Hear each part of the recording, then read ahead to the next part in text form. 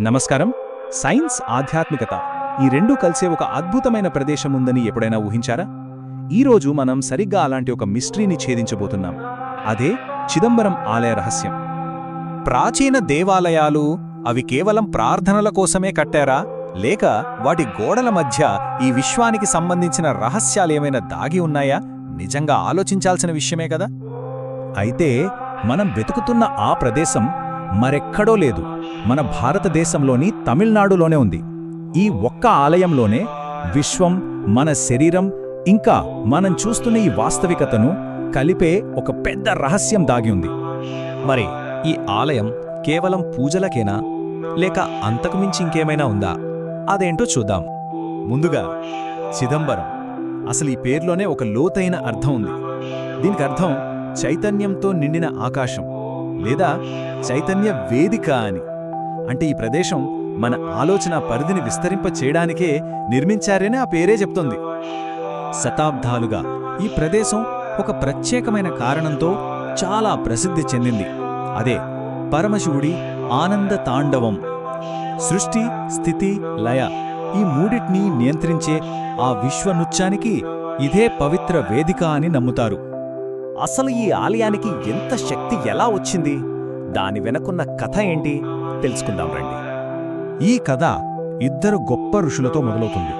ఒకరు పతంజలి, ప్రఖ్యాత యోగి.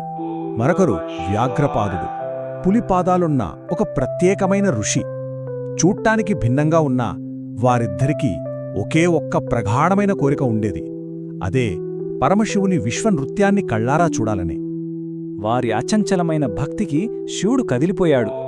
నటరాజ రూపంలో ప్రత్యక్షమై ఆ విశ్వనృత్యాన్ని సరిగ్గా ఇదే ప్రదేశంలో ప్రదర్శించాడు.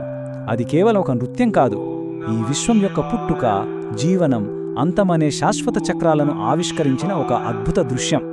పురాణాల నుండి ఇప్పుడు మనం ఆలయ నిర్మాణంలోకి అడుగుపెడదాం. ఇక్కడ అసలైన అద్భుతం దాగి ఉంది.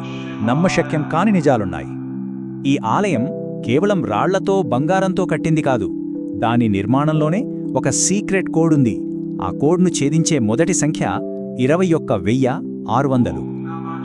ఆలయం పైకప్పు మీద సరిగ్గా 21,600 బంగారు పలకలున్నాయి. ఆశ్చర్యంగా ఉంది కదా. ఎందుకంటే ఒక ఆరోగ్యకరమైన మనిషి ఒక రోజులో తీసుకునే శ్వాసల సంఖ్య కూడా సరిగ్గా అంతే. అంటే ఆలయానికి, మన శరీరానికి మధ్య ఒక సంబంధం ఉంది. కానీ కథ ఇక్కడితో అయిపోలేదు. ఆ పలకలను కలిపి ఉంచే వాటిలో ఇంకో రహస్యముంది.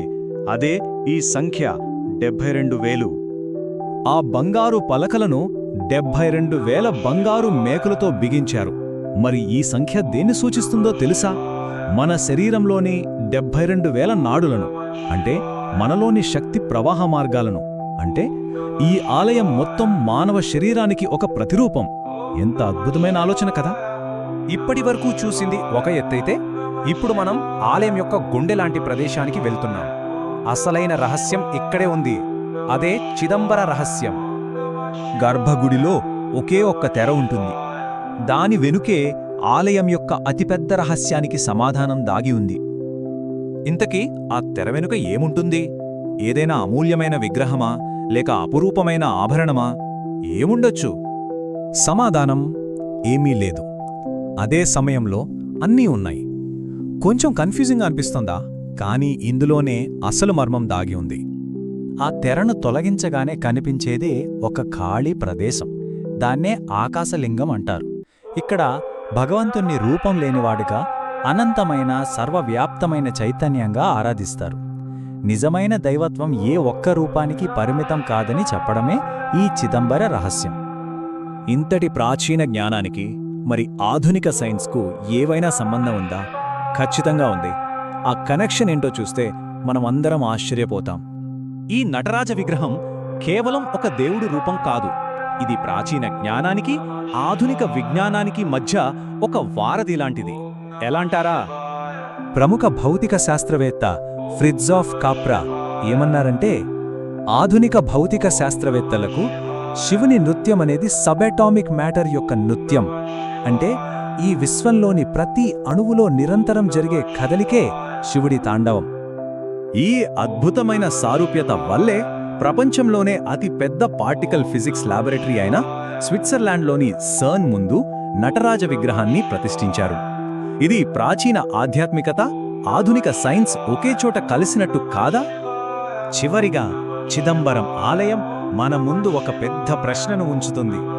ఆధునిక సైన్స్ ద్వారా మనం ఇంకా అర్థం చేసుకోవాల్సిన ప్రాచీన రహస్యాలు ఎన్ని ఉన్నాయో కదా. చూసినందుకు ధన్యవాదాలు. ఈ సమాచారం మీకు నచ్చినట్లయితే దయచేసి ఈ వీడియోను లైక్ చేయండి, సబ్స్క్రైబ్ చేసుకోండి, ఇంకా మీ స్నేహితులతో పంచుకోవడం మర్చిపోకండి. ఇలా చేయడం ద్వారా మీరు మా ఛానల్ మై ట్రావెల్ చాప్టర్స్కు మద్దతిచ్చిన వారవుతారు.